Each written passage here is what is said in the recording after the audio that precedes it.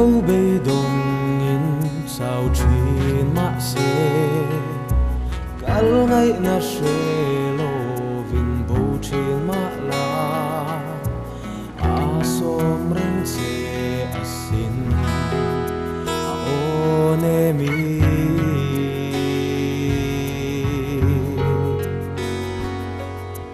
lungai mang ang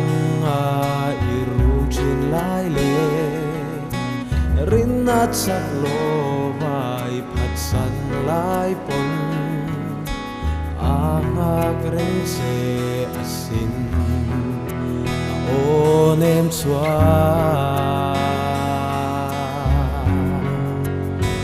lo kiro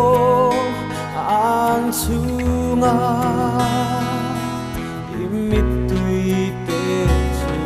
lâu phayang bole to lâu turi na lâu kayang che tu na nghe yan asom che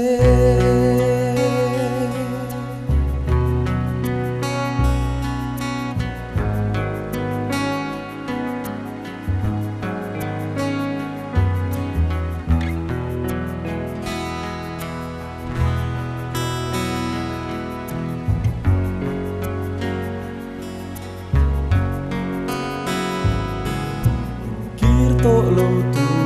ra ít trong trái kha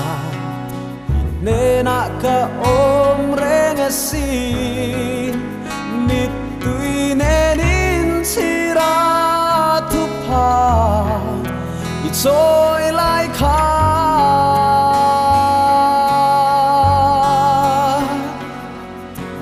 nên ka om reng si mà sẽ thêm na tùy phone cara min hoi kir san le ta si thình lại na nghe ô cái pha lâu kir le mai ro cao nem xóa na som se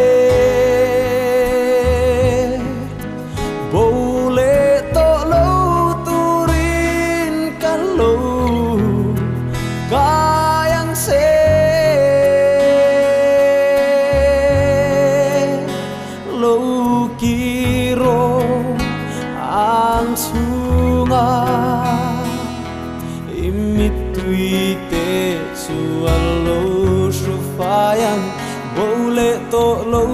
turi na lo kayang se tu na ngeyan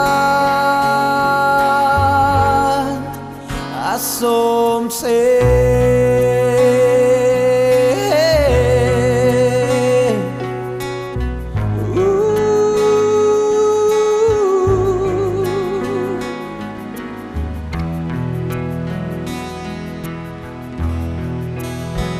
tu na nghe